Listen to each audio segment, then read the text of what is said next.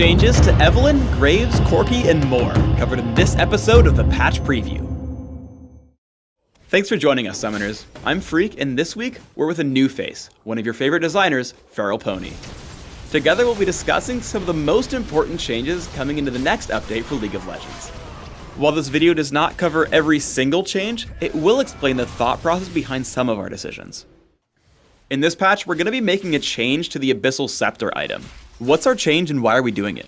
So we initially designed Abyssal Scepter as an item for AP tanks and really short-range casters, like Diana and Amumu. But due to the long range of the aura, it ended up being extremely effective on almost any caster, regardless of their build or their opponent. We really wanted to keep the item's core identity intact, and keep it just as effective for those short-range casters and tanks that really needed the damage and survivability it provides. So as a result, we're going to be reducing the range of the aura to make it less effective for those longer range champions, and a little bit more of a niche pick. Diana's been out for a few weeks, and after our players have really gotten accustomed to her, it's turned out she is stronger than we anticipated. We're nerfing her next patch, but what are we hitting and why? Diana's just a little bit too strong in general. Her burst damage, sustained damage, and survivability is just overall too high when compared to other champions. So we're making a few changes to bring her more in line, but keep her strong in competitive play. So first, we're going to be tuning down Diana's natural health regeneration. She's a champion who already has a shield, and she should really be using that to block incoming damage. She doesn't also need really high base stats. Additionally, the damage and AP ratio of Crescent Strike is coming down a little bit. It was simply dealing too much damage, and lowering this should leave her in a much more balanced state. Our live designer spent some time looking at our top 3 attack damage carries, Graves, Corki, and Ezreal. The goal of these changes is to leave carries with obvious strengths, but also obvious weaknesses. Let's start with Graves. We're targeting his attack speed. Why does this make sense thematically for Graves? Graves is a cowboy with a giant shotgun. He jumps in and buckshots you in the face, and this gives him a lot of early game power. The problem is that he doesn't have enough late game trade-offs, so we're reducing the attack speed off of quick draw, and a little bit off of his base attack speed. This should give him those early versus late game trade-offs. So ultimately, this should make him a really strong early game champion, and give him those trade-offs so he's not a no-brainer. Let's move on to Corki. Right now, he's just too damn good at everything. So in this patch, we're nerfing his mobility and poke potential. What are we changing and why? One of the things that makes Corki probably the most fun to play is the fact of how much area of effect damage and how much burst damage he brings to a fight. He excels at this role over pretty much every other carry in our game. But overall, his power level is just a bit too high, so we're siphoning off some of the power from his mobility and his long-range poke, while still retaining the fun elements of Corki.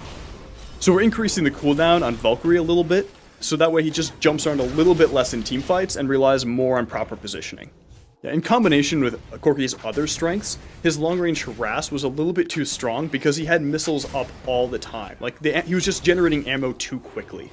As a result, we're going to increase the time it takes him to generate a missile, but we're keeping the number of missiles the same.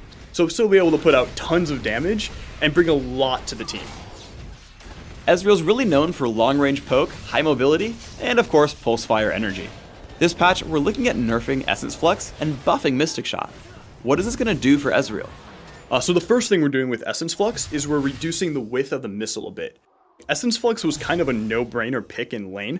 The actual width of the missile actually was bigger than the visual effect, so people, even when they thought they dodged it, would still get hit with it. This, in combination with really high base damage, low mana cost, and the ability to pass over minions, made it really, really strong and lacked a lot of counterplay for your opponent. A lot of players really like kind of hybrid Ezreal or AP Ezreal, and we didn't really want to indirectly hurt those builds that aren't really being a problem. So we ended up increasing the AP ratio in Essence Flux quite a bit, so those players will actually end up seeing an increase in damage late game. Mystic Shot is really Ezreal's most fun basic ability, but the mana cost was a little bit too high, and it caused him to resort to other abilities.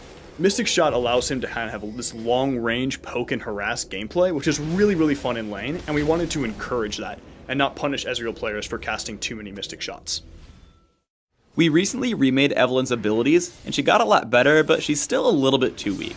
What are we doing this patch to bring her up to speed? So we're really happy with Evelynn's overall design and the new gameplay she brings, but she needs a few improvements to kind of bring her up to par with other champions. So the first thing we're doing is improving her mobility. We've lowered the cooldown time on Dark Frenzy and gave her the ability to pass through minions so that Evelynn can get closer to her enemies faster while this ability is active. We've also made a few adjustments to her stealth, making it so that she can get closer to her enemies before being detected. So to improve her viability in teamfights late game, we've significantly lowered the 2nd and 3rd rank of her ultimate's cooldown. These changes to Evelynn should help her early ganking as well as her ability to contribute more in teamfights late game. That's it for this episode of the League of Legends Patch Preview. Please subscribe to the Riot Games YouTube channel above and leave us your comments just below the video. Thanks for watching.